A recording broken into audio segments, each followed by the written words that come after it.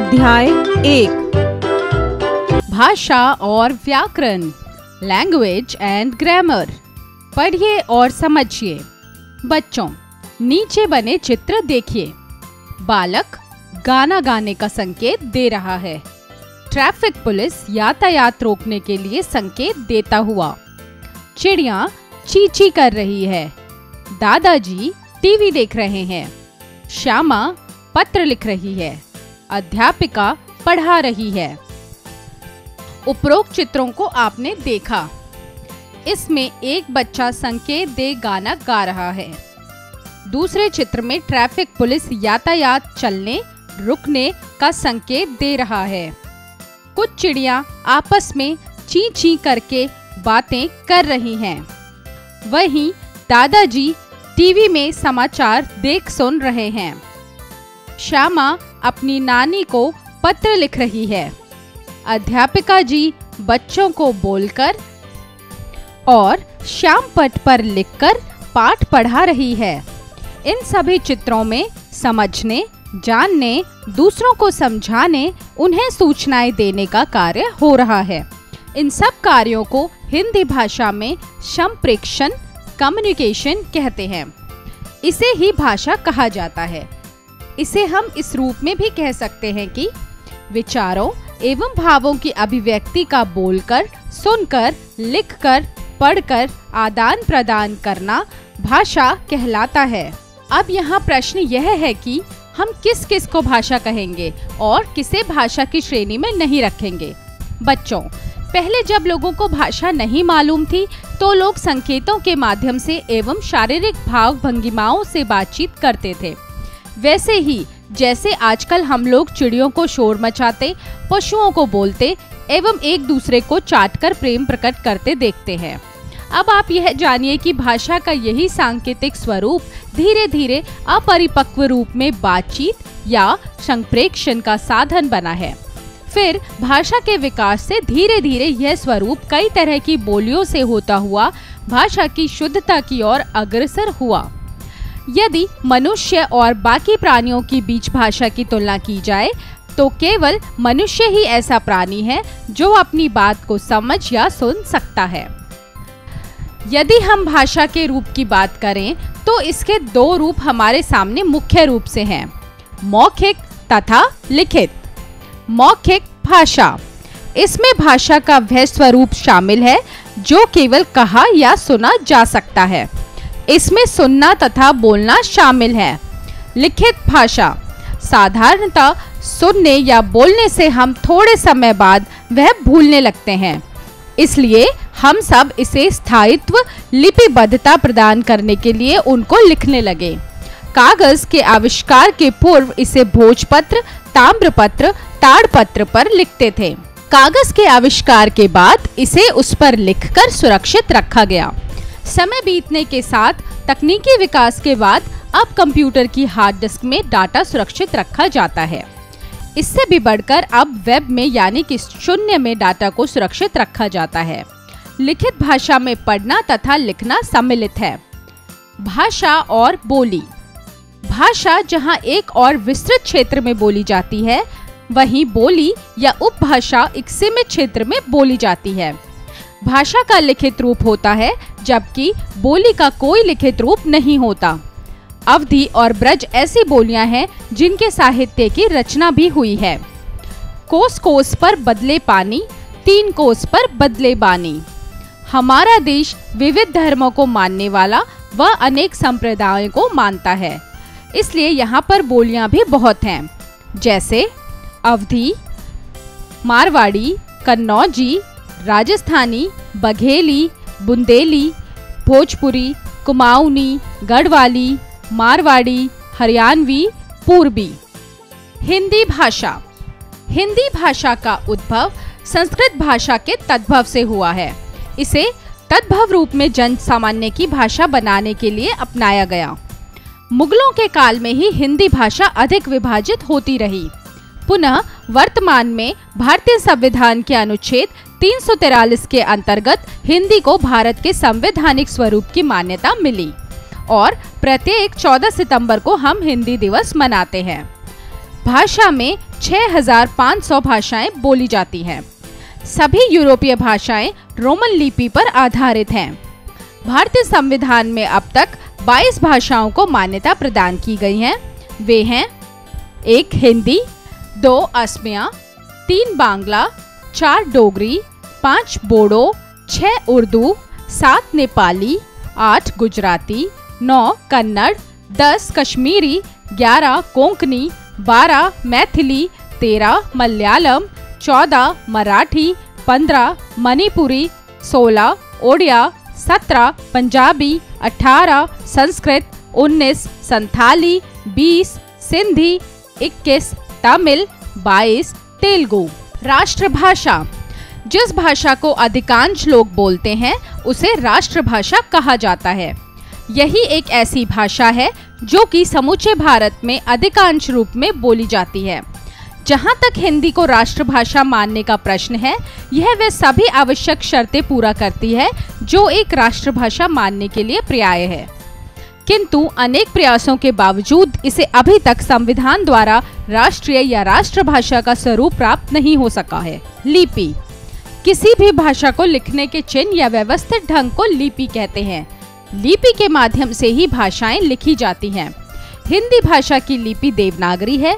इसकी वर्णमाला इस प्रकार है: आ, छोटी ई, बड़ी ई, छोटा ऊ, बड़ा ऊ, री, ए, ओ, अंग, अह, क, ख, ग, घ, ण, च, छ, ज, झ, ण, ट, ठ, ड, ढ, ण, त, थ, द, ध, न, प, फ, ब, भ, म, य, र, ल, व, श, स, ह, अक्ष, त्र, ज्ञ, श्र।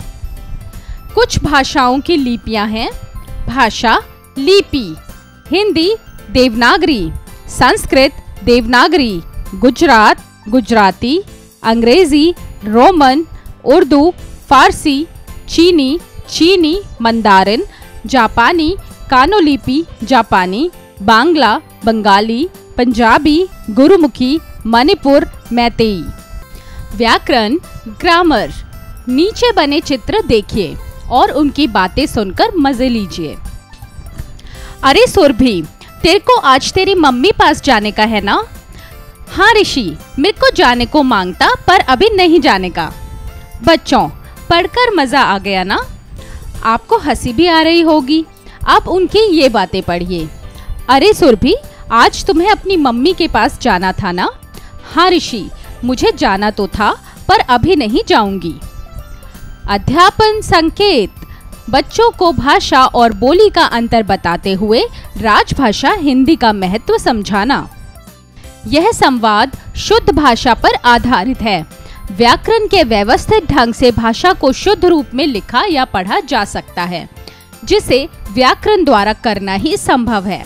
अतः हम कह सकते हैं कि भाषा को शुद्ध रूप से बोलना, पढ़ना व लिखना व्याकरण द्वारा ही होता है। व्याकरण के लाभ। व्याकरण भाषा को ठीक करता है। व्याकरण भाषा को व्याकरणिक नियमों की कसौटी पर कसके ही उसे शुद्धता प्रदान करता है। व्याकरण भाषा को सिखाता नहीं है, शुद्ध रूप प्रदान करके लिपिबद्ध करता है। आइए पुनरावृत्ति करें। भाषा द्वारा हम अपनी बात दूसरों को बताते और दूसरों की बात स्वयं समझते हैं। दूसरों की बात समझना एवं अपनी बात को समझाना भाषा द्वारा ही मुमकिन है। भाषा मौखिक सुनना, बोलना, लिखित पढ़ना, लिखना। सुनकर पढ़कर स्वयं समझते हैं, बोलकर लिखकर दूसरों को बताते हैं। बोली यह अपेक्षाकृत सीमित क्षेत्र में बोली जाती है। इसमें कोई साहित्य नहीं लिखा होता।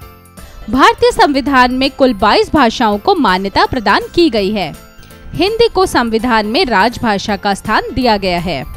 प्रत्येक 14 सितंबर को भारत में हिंदी दिवस मनाया जाता है। लिपि भाषा को लिखने के चिन्ह या ढंग लिपि कहलाते हैं। व्याकरण भाषा को शुद्धता प्रदान करता है। अभ्यास कार्य मौखिक कार्य स्पीकिंग स्किल्स। दिए गए प्रश्नों के उत्तर बताइए। क भाषा किसे कहते हैं? उत्तर, विचारों एवं भावों की अभिव्यक्ति को बोलकर, सुनकर, लिखकर, पढ़कर आदान प्रदान करना भाषा कहलाता है।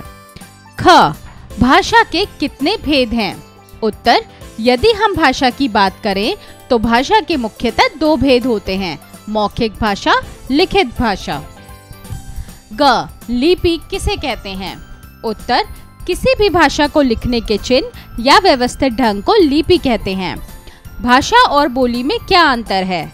उत्तर, भाषा द्वारा हम अपने बात दूसरों को बताते हैं तथा दूसरों की बात स्वयं समझते हैं, परंतु बोली का क्षेत्र सीमित होता है।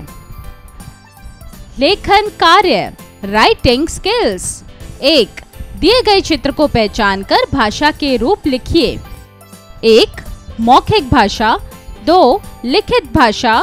3, लिखित भाषा। 4, मौखिक भाषा। 2, दी गई भाषाओं को उनकी बोलियों के साथ मिलाइए। उत्तर, भाषा कोंकणी, डोगरी, चीनी, बोडो, मैथिली। बोली हरियाणवी, छत्तीसगढ़ी, बघेली, मेवाड़ी, कुमाऊनी। 3, दिए गए वाक्यों के सामने सही या गलत के चिन्ह लगाइए। क, हिंदी की लिपि देवनागरी में भाषा के 2 भेद होते हैं। उत्तर, सही। ख, कुमाऊनी एक सुंदर भाषा है। उत्तर, सही। ग, भारतीय संविधान में 22 भाषाओं को मान्यता प्राप्त है। उत्तर, सही। घ, हिंदी हमारी राजभाषा है। उत्तर, सही। ड, भारत में 6500 बोलियां बोली जाती हैं। उत्तर, सही। च, ईमेल करना लिखित भाषा का रूप है। उत्तर, सही। छ, भाषा का लिखित रूप लिपिबद्ध नहीं होता है। उत्तर, गलत। ज, संकेत को भी भाषा माना गया है। उत्तर, गलत। 4, भाषा और बोली में क्या अंतर है? विस्तार से वर्णन कीजिए।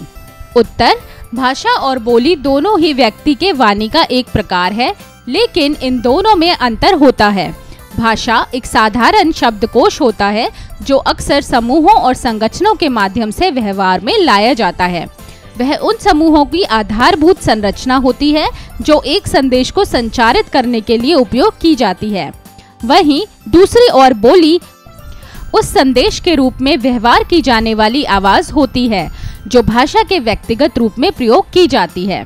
उदाहरण के लिए, यदि कोई हिंदी भाषा में मैं बाजार जा रहा हूँ बोलता है तो यह उसकी बोली होगी तथा शब्दों का समूह भाषा का उदाहरण होगा। सोचें, विचारें, क्रिटिकल थिंकिंग। 5, यदि भाषा को केवल सांकेतिक रूप में ही संप्रेषण का माध्यम बनाया जाता तो हमें विचारों, भावों की अभिव्यक्ति के लिए क्या-क्या चुनौतियां आती? उत्तर, स्वयं करें। खेल खेल में, ब्रेनस्टॉर्मिंग एक्टिविटी। 6, माँ को अलग अलग बोली में क्या-क्या पुकारना चाहेंगे? उत्तर, स्वयं करें। 7, अध्यापिका श्याम पट पर एक एक शब्द लिखकर बच्चों से अलग अलग भाषाओं में पूछें। उत्तर, स्वयं करें। 8, अपने मित्रों के नाम लिखिए। उनके सामने लिखिए कि वे कहाँ के हैं और कौन सी उनकी मातृभाषा है। छात्र छात्रा का नाम, कहाँ के मूल निवासी हैं, मातृभाषा। उत्तर, स्वयं करें। प्रेरणादायक मूल्य। प्रत्येक भाषा बोली का करो सम्मान, समृद्ध देश की यही पहचान।